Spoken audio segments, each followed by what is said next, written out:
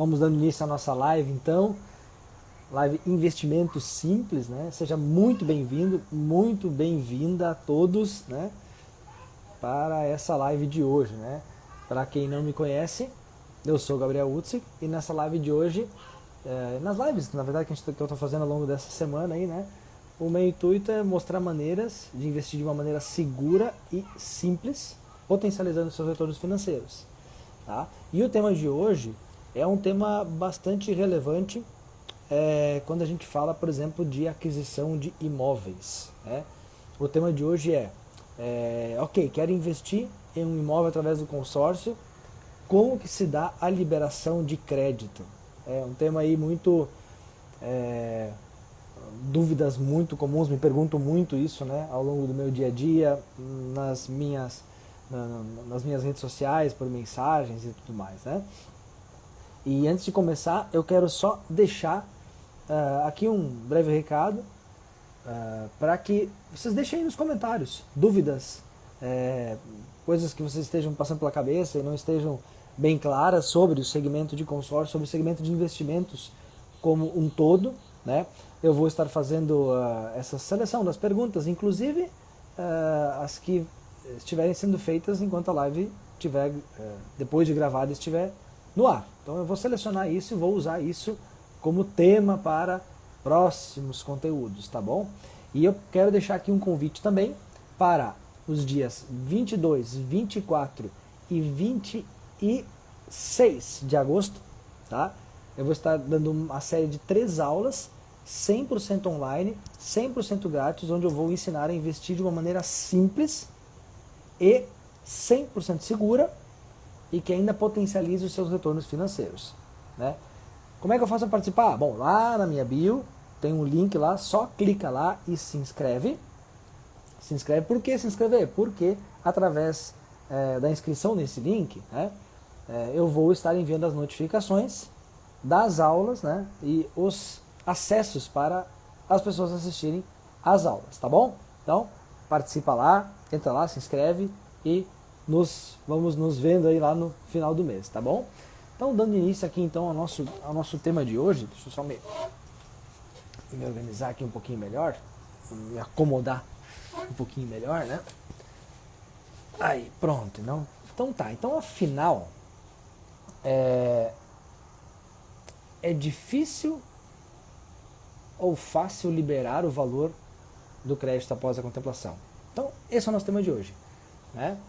E eu quero começar aqui, então, trazendo alguns alinhamentos, assim, algumas coisas importantes, né? Por exemplo, assim, né? Esse tema, então, é para quem quer entender um pouquinho mais o que envolve uma liberação de crédito, né? Que, no caso do consórcio, ela vem no momento da contemplação, após a contemplação, né? E olha, ó, Natália entrou agora, Natália é especialista nesse quesito aí, né? Seja bem-vinda. Pode deixar seus comentários também aí se tu quiser. Pode participar. Então, para que você possa entender um pouco mais o que envolve essa etapa de liberação de crédito, né? Quais são as situações que envolvem isso, né? E para que assim eu possa ter um conhecimento um pouco mais apurado sobre o tema, tá? E também esse tema tem como ideal dar uma resposta, né? Um alinhamento de como proceder nesses casos. Como proceder nesses casos. Porque a verdade é que não é nada muito difícil, como muitas vezes parece, né? Mas existem sim alguns, não diria macetes, mas alguns atalhos. Né? O que eu quero dizer com atalhos? Olha, existem várias maneiras de executar algumas coisas, né? Existem maneiras mais fáceis e mais difíceis, né? Existem várias formas de dirigir um veículo, né? E umas mais fáceis, outras mais difíceis, né? E aquela pessoa que lida todo dia com isso, que é um motorista profissional, na tendência ela vai ter uma facilidade melhor em conduzir aquele veículo. E é isso que acontece também em todo e qualquer processo, inclusive na liberação de crédito, né? Quando por exemplo assim, tu envolve pessoas que estão acostumadas com esse processo, aquilo que parece... acho que caiu o sinal aqui, né? Não? Bom. Enfim, aquilo que parece muito difícil acaba descomplicando, tá? Então esse tema é para você que quer entender um pouquinho mais como descomplicar esse tema, né?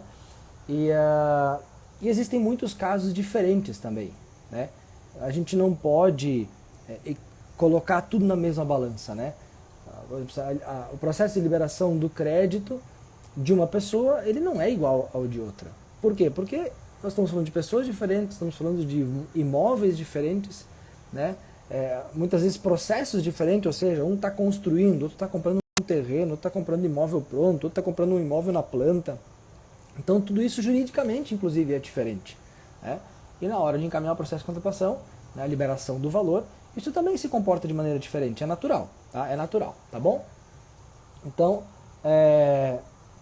cada caso tem a sua especificidade, essa é a verdade.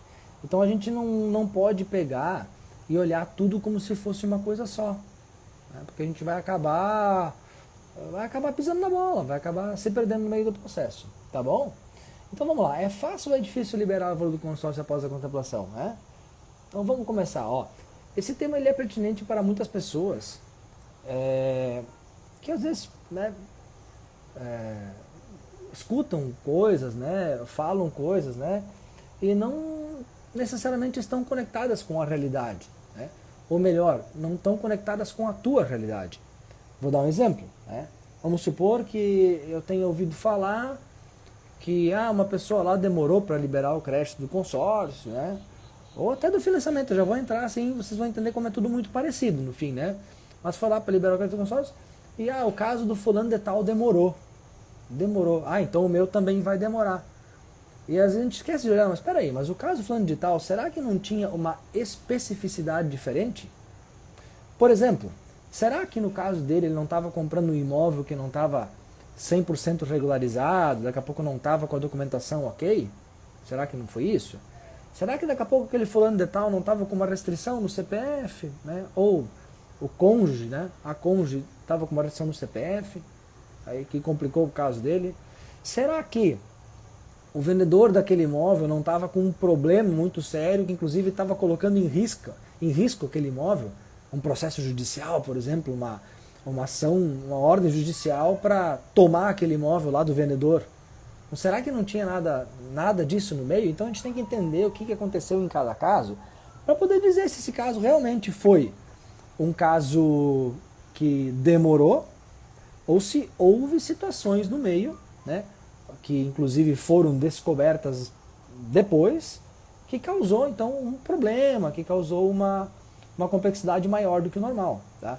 Então, não quer dizer que o meu caso vai ter a mesma situação que o caso lá do outro que eu vou falar. Muito provavelmente não.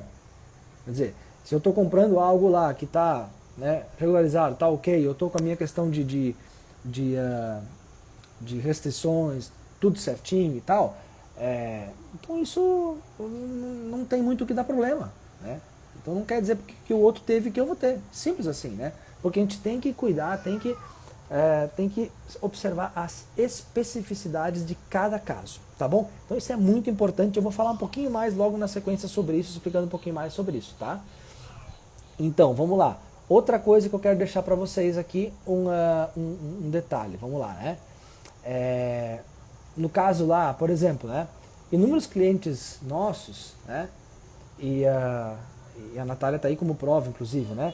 Tiveram os seus processos de contemplação, a gente chama internamente de processo de contemplação, tá? Não é um processo jurídico, né? É só um jeito de falar, né? Que a gente coloca isso, cada cliente, cada caso a gente coloca como um processo e aí filtra, canaliza todos os assuntos referentes àquele processo, né, em uma pasta, em uma rotina de trabalho e de atenção, né? Então isso a gente chama de processo, tá? Não tem nada a ver com a questão jurídica, mas sim uma questão interna nossa de análise, né? Análise e execução, né? Análise, controle e execução. Então vamos lá. A gente já teve processos lá que em menos de 60 dias estava com tudo finalizado. O que eu digo tudo finalizado? A verbação. O que é a verbação? Vamos falar um pouquinho disso, né? A verbação de um imóvel, acho que o exemplo mais lúcido que eu consigo me lembrar agora é, por exemplo, que nem o caso de um veículo. Um caso de um veículo, por exemplo, né? Quando eu compro um carro, né, eu tenho lá o DUT daquele carro lá e comprova que ele está no meu nome lá. Por exemplo, lá vou ter um DUT lá, vai estar lá, Gabriel Utz, que tá, vai mostrar lá que é proprietário, vai mostrar o meu endereço, acho que aparece lá, não me recordo agora exatamente, mas enfim, está lá. Um documento que comprova a minha propriedade naquele veículo. Quando eu vendo, eventualmente eu vendo aquele veículo, né, a gente faz aquela transferência no Detran, toda aquela situação que todo mundo deve mais ou menos entender como funciona, já passou por isso, né? E esse DUT ele é transferido, né? Ele é reemitido, na verdade, com o novo proprietário. Então agora o proprietário vai ser lá fulano de tal que vai constar os dados dele lá, né? Então a matrícula do imóvel é mais ou menos isso, guardadas as devidas proporções. Mas é o documento que comprova a propriedade de um imóvel. E mais do que isso, a matrícula é um documento onde fica descrito todo o histórico de troca de propriedade, por exemplo, daquele imóvel. Vai constar lá, por exemplo, lá um caso aqui aleatório, vai constar lá que fulano, que empresa tal abriu um loteamento, por exemplo, né? Então vai constar lá que empresa tal é dona do lote XYZ, que está na quadra X tal, constando ali, né? Os confrontantes, tudo vai estar lá. E aí, Joãozinho comprou dessa incorporadora. Então Joãozinho foi lá, comprou a matrícula, vai constar lá, que não é mais da construtora, da loteadora XYZ, e agora é do Joãozinho. Aí o Joãozinho vendeu para o Pedrinho, vai constar lá que vendeu para o Pedrinho. Aí o Pedrinho resolve construir uma casa em cima. Bom, então tá bom, ele vai lá, ele encaminha tudo, ele constrói a casa, então vai constar lá escrito, Pedrinho, né, construiu uma casa. Claro, não são nesses termos, eu estou tentando ser o mais didático possível, mas isso acontece lá, vai estar descrito lá que foi averbado uma edificação, conforme a certidão de habite e tal, que os órgãos ali acabam se conversando, né? Então, dentro de uma matrícula de um imóvel está todo o histórico dele e o mais importante, no meu ponto de vista, está a propriedade dele. Então, a matrícula é o único documento que te garante como proprietário. Então, por exemplo, assim, eu comprei um terreno por contrato de compra e venda. É algo, no meu ponto de vista, extremamente perigoso. Perigoso, por quê? Olha, se eu sei de quem eu estou comprando, o risco é menor, mas nada impede daquela pessoa vendeu por contrato para mim, vendeu por contrato para outra pessoa, e um terceiro vendeu para uma terceira pessoa, né? E aí chegou a terceira pessoa, não, mas eu quero a escritura disso aí. Então ele vai lá e escritura. Aí quando eu vou pedir a minha escritura, não, mas já foi vendido para sei lá, para fulaninho da Silva. E eu comprei, paguei e não recebo. Então o contrato de compra e venda é um instrumento válido. Ele, em muitos casos, eu vou comprar um apartamento na planta, ele é utilizado, porque quando a incorporação é lançada, tu não tens a matrícula ainda, porque aquele imóvel não existe ainda, né? Ele está em construção, então tudo bem, é assim mesmo. Então ali um contrato de compra e venda com uma construtora séria funciona e tal. Mas entre particulares eu acho bastante arriscado. Então tem que saber de quem tu está comprando para aceitar fazer somente um contrato. Mas, para finalizar esse ponto, o contrato não garante a propriedade daquele imóvel, né? Numa discussão jurídica, né, ele vai talvez ser levado em consideração, talvez não, vai depender um pouquinho também de como vai ser apresentado todas as provas no processo e o entendimento do juiz, né? Enfim, fechando esse parênteses, né, então nós temos a questão da matrícula, que é o documento base, né, quando a gente fala de imóvel, né? Então, e quando eu compro um imóvel, tem um outro ponto interessante. Quando eu compro um imóvel, eu tenho dois passos, três muitas vezes, né? Muitas pessoas fazem o contrato de compra e venda para escrever ali, olha, foi negociado assim, assim, assado, isso é bem normal, né? E nesse meio tempo, então, é encaminhada a escritura. A escritura é um documento que o tabelionato faz, que ele redige lá, coloca que fulano está comprando de cicrano e tal, e está sendo pago o valor XYZ e tudo mais, né? E depois essa escritura é averbada na matrícula. Então agora vamos falar um pouquinho mais sobre essa questão de prazos. Acontece que no Brasil, eu sinceramente eu acho o sistema, né, o processo de compra e venda de imóveis burocrático demais. Eu acho que daí tem cada cartório, tem a sua jurisdição, enfim, é uma coisa bem burocrática, tá? Isso é assim. O Brasil é assim, não tem muito o que fazer, né? Não depende da minha opinião ou da opinião de outra pessoa. É assim que funciona.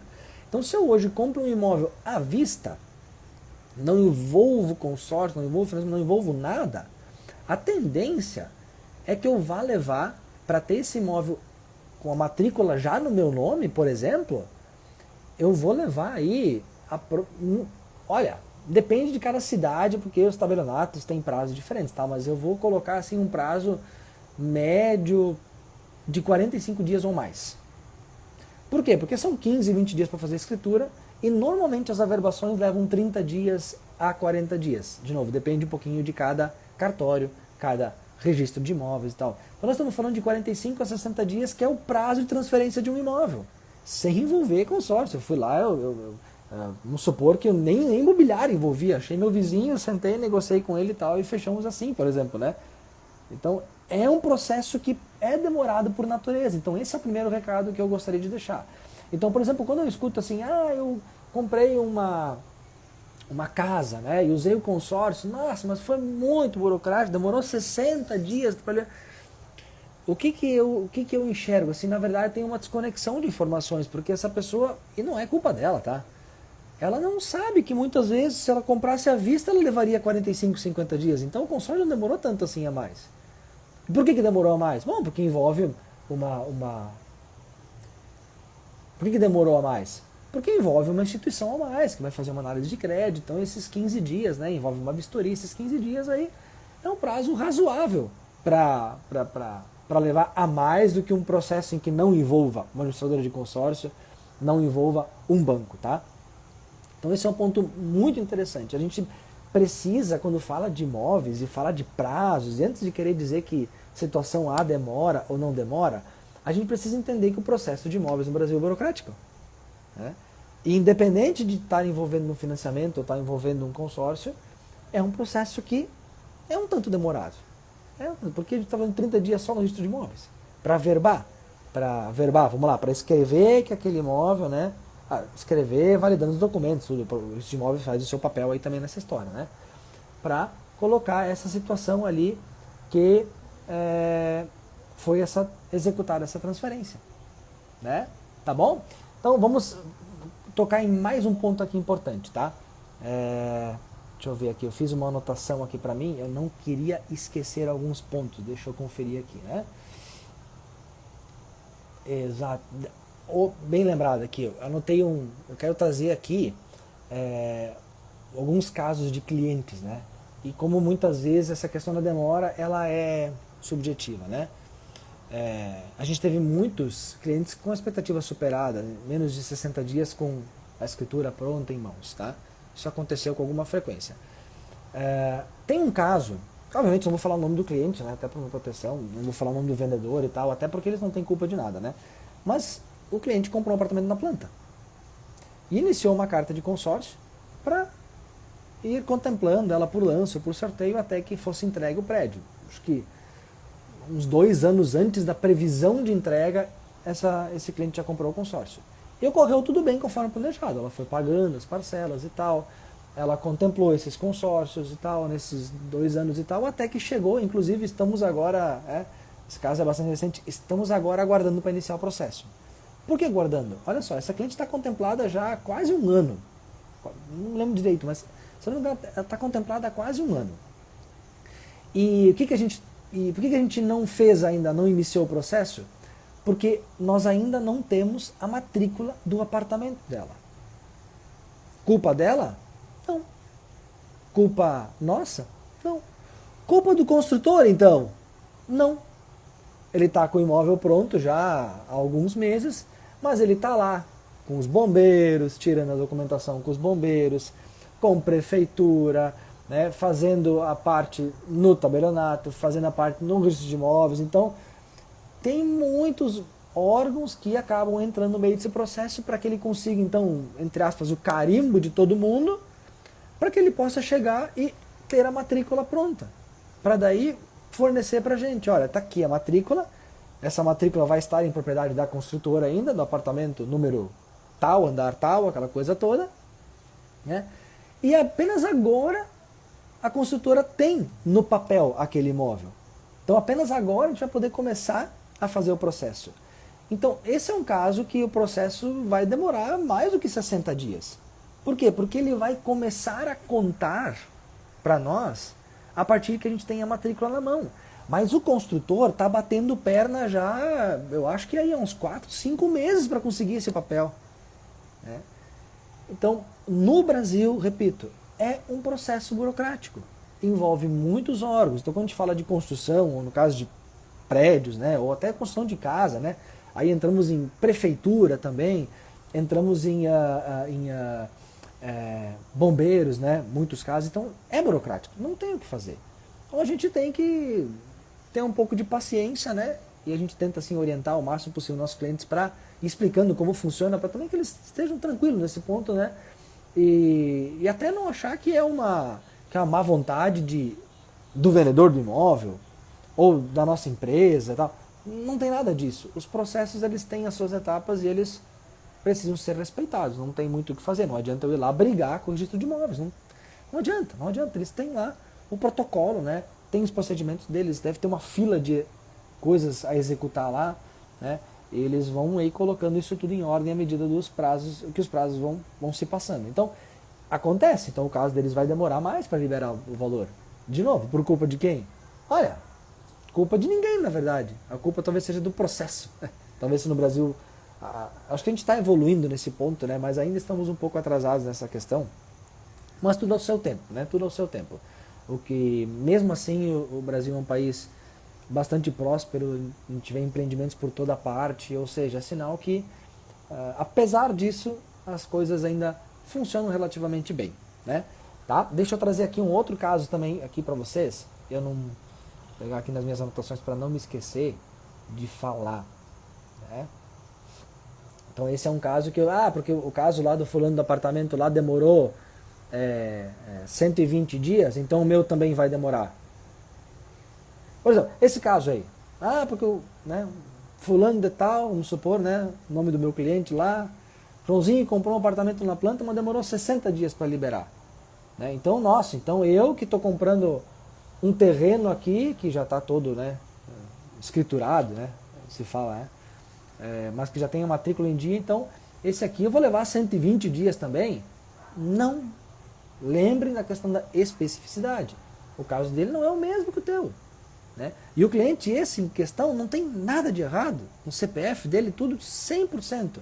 A gente está ali naquela questão de processo ali de prefeitura e tal. E aquelas etapas ali que antecedem a confecção da matrícula do apartamento. Mas isso é normal, isso acontece em todos os lugares do país, o processo é assim mesmo que funciona. É assim mesmo, né? Tá? Então, aqui, ó, outra situação, né? O que a gente vê muito, e aqui eu quero pegar um gancho de um comentário que eu recebi de uma pessoa que eu não conheço, né? Eu coloquei uma publicação nas minhas redes sociais, a pessoa comentou, né? Até colocando lá, consórcio é uma... como é que ele chama aqui? Não anotei aqui, mas enfim, que é uma porcaria e tal, que vendedores mal preparados, mal intencionados, né? Inclusive ele coloca, né, que é um lixo, né? Inclusive citou ali que já fiz 4 consórcios, tudo um bando de... colocou 2 palavrões aí, inclusive, né? Que já fez no Banco do Brasil, que já fez no Sicredi, que já fez na Embracon, segundo ele, então, empresas renomadas, e é todo mundo igual. Né? E aí eu fiquei lendo aquilo e fiquei pensando, cara, né? Eu até coloquei assim, olha, fulano de tal, né? A publicação tá lá, se você quiser acessar e ver também, fique à vontade, tá? Não apaguei nada. Eu coloquei, olha, eu acho um pouco assim, talvez injusto, né? Chamar um bando de incompetentes se tu nunca me viu, tu não é meu cliente, eu nunca peguei teu caso, eu não represento o Banco do Brasil, Sicredi, Embracon, nada contra essas empresas, mas... Então, assim, como assim, né? É tudo um bando de incompetentes, né? Aí eu expliquei um pouquinho pra ele e tal, e no fim ele, não, verdade, até pediu desculpas no comentário, até achei nobre da parte dele, porque acho que é importante também reconhecer isso, né? E eu não tô querendo julgar esse caso, não quero julgar, mas me trouxe à luz um tema importante, né? Vamos lá. Você já foi por acaso em um médico e se sentiu mal atendido? Nunca aconteceu de tu ir num médico e daqui a pouco, sabe aquela coisa que ele nem encosta em ti? e já vai lá te dar alguma coisa qualquer? Acho que já aconteceu, não aconteceu? Deixa eu te dar outro exemplo. Tu, por acaso, nunca aconteceu de você mesmo, ou até algum familiar e tal, tem ido no mecânico e tal, foi lá, pagou a conta, depois descobriu que ele trocou o que não precisaria trocar, só para cobrar um pouquinho a mais, né? Ou deixa até te dar um outro caso aqui. Por exemplo, pede lá para um chefe de cozinha fazer um preparado e ele erra na receita lá, bota sal demais e tal, enfim. Ou ele não consegue controlar o sal. O que eu quero dizer com isso? Eu quero dizer que todos, absolutamente todos os segmentos, existem profissionais mais preparados do que em outros. E eu não estou falando aqui especialmente do Banco do Brasil ou do Sicredi, da Embracon, que foi o caso que lá o rapaz citou lá. Não, nada a ver com isso. Em todas as empresas tem profissionais melhores e profissionais menos bons, vamos dizer assim. Então isso é, infelizmente, mas é normal. É normal tu se deparar ao longo do caminho com pessoas que não vão estar dispostas, né, a fazer o processo da maneira correta, né? E no consórcio não é diferente.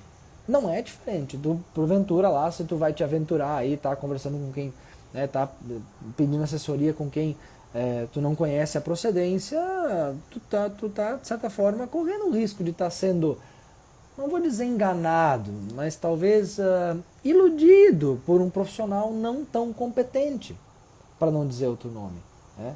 Isso, infelizmente, é comum no consórcio e em qualquer outro segmento. Isso acontece. Tem boas empresas e empresas não tão boas assim, né? Aí, só que acontece agora, porque eu fui mal atendido por um médico, eu vou dizer para ele, quer dizer, eu vou passar a dizer que toda a classe médica é, como ele coloca, mal intencionada, incompetente? Acho que não, eu estaria sendo leviano ao extremo ao falar isso. Eu não posso dizer isso, porque isso não é verdade. Quantos médicos salvam vidas, e nossa, imagina. Agora, então, porque um ou meia dúzia não fez o seu trabalho direito, toda a classe médica não presta? Não. Agora, porque aquele um mecânico fez lá, né, alguma gambiarra, algum sentido, quer dizer que nenhum mecânico presta? Muito pelo contrário. Muito pelo contrário. Acho que 99% das pessoas precisam de um bom mecânico. Ficam eventualmente empenhados, ou precisam, né, ter o seu carro em dia para viajar com a família, enfim. Então, obviamente, existem excelentes mecânicos, né? E existem os não tão bons assim, né? Então, isso é algo que acontece. E dentro desse mesmo contexto, na hora, muitas vezes, da venda do consórcio, acontece de o vendedor, não vou nem dizer estar mal intencionado, mas talvez não estar preparado para dar todas as informações necessárias para aquela especificidade. E aqui que chega o ponto, né? A gente que trabalha no frente a frente, atendendo o cliente, né? A gente tem a oportunidade de perguntar para ele, olha, tá, mas vem cá, qual é que é a situação? Qual é que é a situação do imóvel? Então a gente faz muito esse trabalho no dia a dia para entender, para poder dizer, olha, o teu caso não vai ser tão simples. Ou, o teu caso, a princípio, parece bem. Ou, o teu caso, eu preciso analisar mais a fundo. Então a gente faz isso com bastante frequência, né? Porque, para mim, uma das coisas mais importantes que existem, né, é alinhamento de expectativa. Porque se eu chegar para ti e falar, olha, o teu processo vai levar 90 dias, porque tem esse, aquele detalhe que precisa ser resolvido antes. E a pessoa está lá, está interessada em comprar aquele imóvel, gostou e tal. Assim, não, beleza, vamos lá, vou resolver e tal, e está resolvido, está feito. Agora, se você fala, não, todo o processo demora 30 dias, e eu chegar depois e ver que aquela pessoa tem uma situação diferente, ou puxei a ficha, ela tem uma restrição daqui a pouco. Sabe o que já aconteceu mais de uma vez? A gente encaminhar os processos e aparecer uma restrição no cliente lá. Aí o cliente, não, espera aí, mas eu não tenho nada, como assim e tal, não. Aí o cara vai olhar, poxa vida, realmente tal empresa lá fez um protesto, algo indevido, né? Acontece isso com muita frequência. Então a pessoa estava com o nome, mas aí então a empresa não vai liberar o crédito. Aí, a empresa não tem culpa, né? Ela não sabe que foi feito um protesto indevido. Ela olha lá o cadastro e vê que está apontando para ela. Ela tem que se basear naquela informação para tomar a decisão dela. Então, de novo, daqui a pouco assim, a culpa de quem foi? Bom, daqui a pouco da empresa que fez lá esse apontamento de maneira incorreta. Mas não foi culpa do cliente, não foi culpa do corretor que estava ajudando, não foi culpa da administradora, porque era um ponto cego. E pontos cegos existem no processo, né? Aos montes existe, isso aí acontece com muita frequência, tá? E outra coisa que eu quero colocar, nós estamos já indo para o final da nossa live, mas eu quero deixar isso também, né? Quando a gente fala de compra à vista, então eu já coloquei, né? A gente tem que considerar uns 45 dias aí, eu sempre digo o seguinte, ó, cara, considera 45 dias no mínimo. Se tudo der certo, vai dar 45 dias. E eu já tive um caso de uma cliente, até tenho anotado aí para falar sobre isso, que ela fez o seguinte procedimento, ela vendeu um apartamento que ela tinha, tá? Vendeu à vista. Achou interessado, o cara, beleza, ia pagar à vista, né? Beleza? E comprou outro com o consórcio. Ela pegou aquele valor que ela tinha recebido para vender apartamento, deu um lance, contemplou o consórcio e comprou outro, né? Aí tinha essa preocupação e tal, nossa, e tal, né? Porque ela vendeu o apartamento, vai desocupar o imóvel, até entrar no outro, não pode ser demorado e tal. Não, vamos lá, vamos trabalhar, vamos fazer o que pode ser feito, né? Fizemos a leitura do cenário, parecia tudo ok no cadastro, como realmente depois estava tudo ok no cadastro. Resumo da história, né? Nós terminamos o processo na mesma semana. Nós utilizando o consórcio, fazendo toda a avaliação de renda e tal, situação que tem que ser feita, e ela vendendo à vista. Nós levamos o mesmo tempo. O mesmo tempo. Por quê? Porque tinha uma situação no prédio que ela vendeu, uma perninha lá no papel que ficou para trás. E quando ela foi fazer o processo, ela precisava primeiro regularizar aquilo. E o comprador que comprou o apartamento dela não podia transferir sem resolver aquilo. Então ele trancou um pouquinho. De novo, teve uma especificidade. E aqui eu quero trazer mais um termo. Entrou um ponto cego. Existem pontos cegos nos processos. Ponto cego, às vezes quando tu tá andando no carro, tu olha pro retrovisor, não tem carro nenhum. Aí tu vira pro lado, opa, tinha uma moto ali e tal, eu não vi, caramba, olhei no espelho, mas não vi. A gente chama isso de ponto cego. E nos processos existem pontos cegos. A princípio tu olhou tudo, tu analisou tudo, cara, tá tudo certinho e tal, tá andando legal. E lá no meio tem um ponto cego, algo que tu não viu. Não foi uma fé de ninguém, mas é algo que tu não viu. Isso acontece.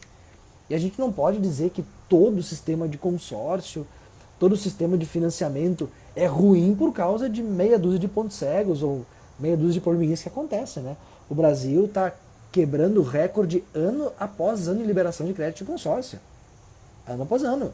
É só entrar no site lá, bac.com.br, que vocês vão se impressionar com os números do sistema de consórcio. Até no próximo tema aí eu vou trazer esses números aí para vocês, tá? Então, por causa de um ou dois ali, um vizinho conhecido que teve um problema, tu vai dizer que todo o sistema de consórcio não é bom? Que demora e coisa e tal? De novo, é que nem eu dizer que todos os médicos são ruins. É algo complicado, não é correto, não é o melhor termo. Então a gente tem que, encontrou um problema, a gente vai resolver e tal, tá tudo certo, né? Mas não quer dizer que teu vizinho tem problema, é que tu também vai ter esse problema. Não tem relação uma com a outra, né? Teve também um outro caso aqui, anotei, né? O caso de um cliente do Mato Grosso, inclusive.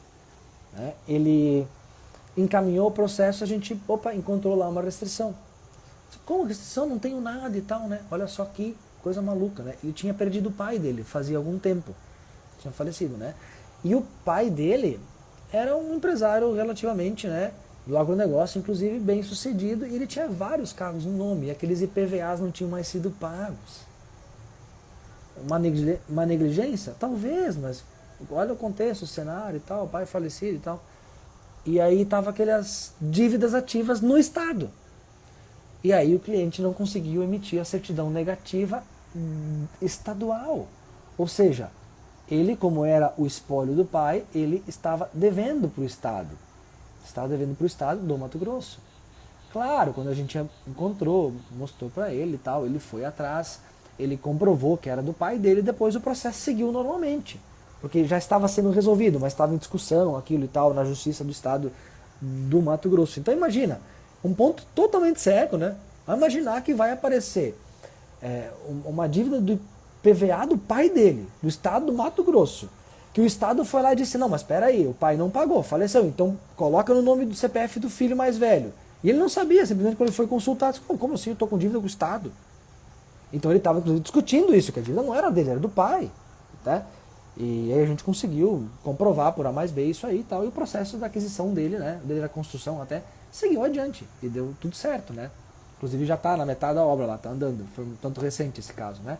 Então essas coisas acontecem, esses pontos cegos existem, né, mas o mais importante é a gente poder contar com profissionais competentes em todas as áreas que a gente atua. Seja no consórcio, que é o tema que eu estou falando hoje, seja o cara lá que vai consertar o meu computador, né? Eu tenho um amigo que conserta o meu computador, então nesse ponto estou bastante tranquilo, mas pensa, né? Vou levar para quem consertar meu computador, estragou, o que eu vou fazer? Meus dados estão todos ali, né? Então é algo que a gente precisa se preocupar, né? Em observar os profissionais com quais a gente está lidando, né? E no caso de um consórcio, de um imóvel, cara, eu estou confiando numa propriedade, assim, então aquela pessoa, eu tenho que lidar com alguém que sabe o que está fazendo, né? Assim, para falar num termo mais popular, né? Sabe o que está fazendo, né? Que daqui a pouco até num bate-papo rápido, a pessoa, pelo conhecimento dela, já vai, olha, isso aqui é um ponto de atenção, já vai clareando muitos pontos cegos, né? Aqui a Aline também está deixando um comentário muito importante: comprar imóveis com bons corretores imobiliários. A assessoria de um corretor imobiliário faz toda a diferença no processo. E a gente fala isso com propriedade, porque a gente atende o Brasil inteiro, né? Então a gente atende aquele cliente que compra direto, negocia direto o imóvel, atende aquele que compra com imobiliária A, imobiliária B, então acontece de tudo, tá? E a gente vê nitidamente a eficiência de um corretor ou então a ineficiência de outro.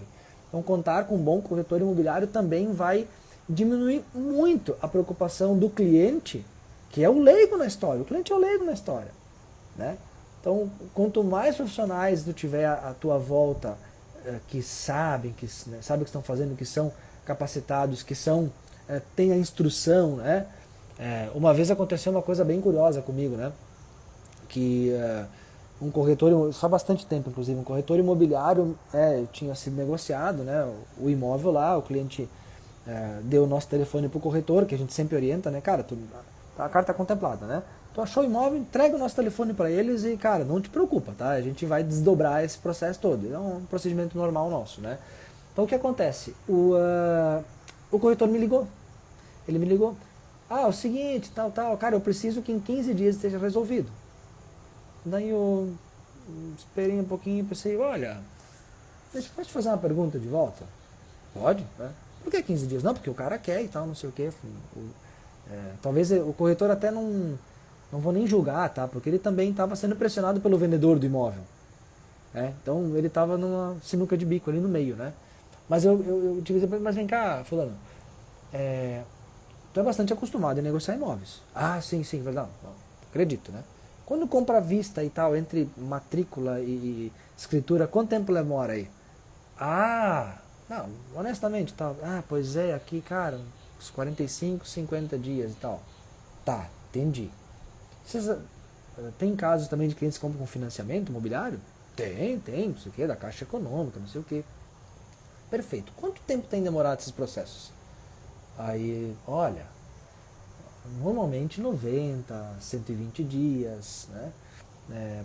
Como acho que um banco muito maior, então, mas demora um pouquinho mais, sempre da Caixa, né?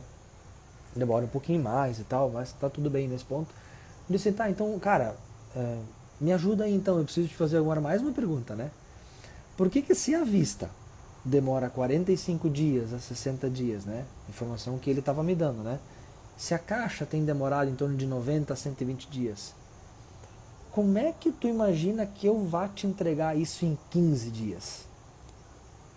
Aí ele ficou, pois é, né? Eu disse, cara, a gente precisa colocar a realidade, né, dos fatos junto na nossa conversa, senão a gente não vai falar a mesma coisa. Então, olha, não sei se tu quer que eu converse lá com o vendedor, tá? Não, deixa eu alinhar. Cara, então, por que eu estou contando essa história? Porque alinhar a expectativa, fundamental no processo. Então ele tem que dizer para o vendedor lá, olha, cara, não vai dar em 15 dias, porque funciona assim. Aí com argumentos tu derruba isso fácil, porque tu mostra para a pessoa como funciona. E o vendedor lá não tem culpa, ele é leigo no assunto, ele acha que é só pegar, assinar um papel, uma folha em branco, tá aqui o imóvel, tá pronto, né? E no Brasil não funciona assim, não funciona assim. Então, esse alinhamento de expectativa é fundamental, primordial, né? Para que a gente tenha um processo que rode com naturalidade, que não dê dor de cabeça para ninguém, né? E quando eu chego para o cliente, eu falo, explico para ele o porquê de tudo, né? Ele, olha, 99% dos clientes entendem. Tem aquele 1% que, né? Sempre tem aquelas pessoas que nunca estão contentes com nada e tal, faz parte, né? A gente às vezes tem semanas que tá assim também, né? Tem semanas que nada serve, né? Acho que é do ser humano isso, né?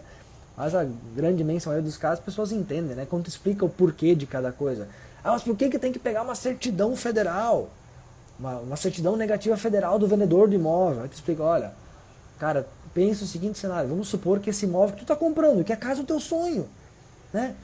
Vamos supor que o vendedor esse que tu não conhece, vamos supor que ele esteja com uma ação judicial por não ter pago o imposto, uma dívida trabalhista, sei lá, uma ação judicial que esteja executando a casa dele.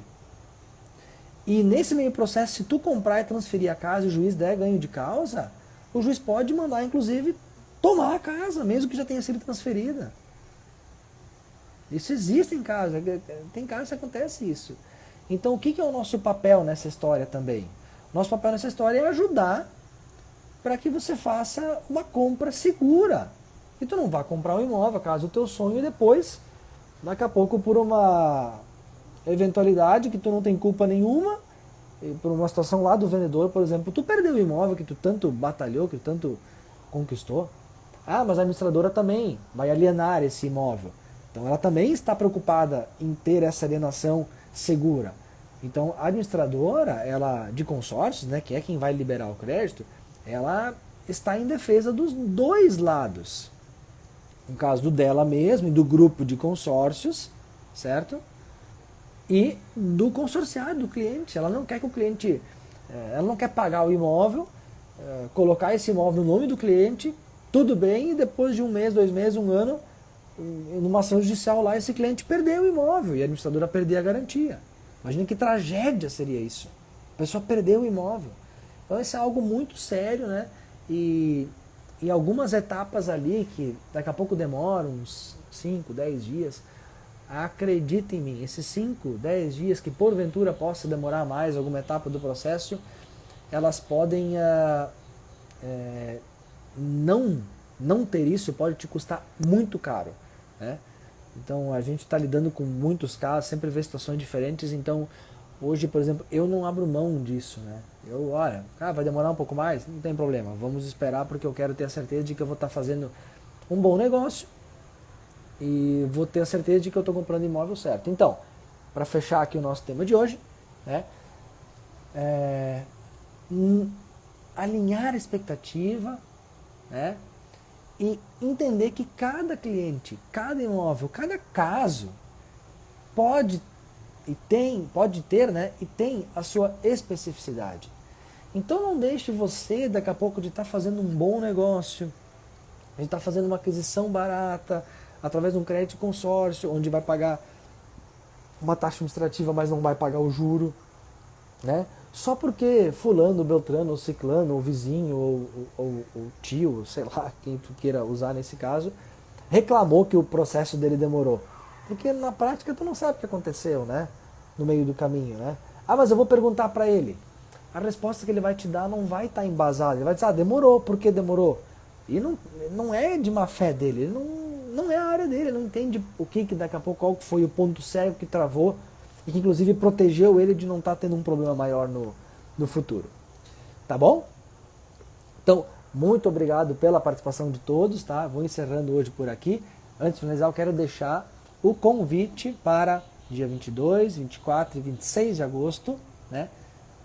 Eu vou dar 3 aulas 100% online, 100% grátis, onde eu vou ensinar a investir de forma segura, né, e simples, potencializando seus retornos financeiros. Tá bom? A gente se vê novamente amanhã. Um grande abraço e fiquem com Deus. Até mais.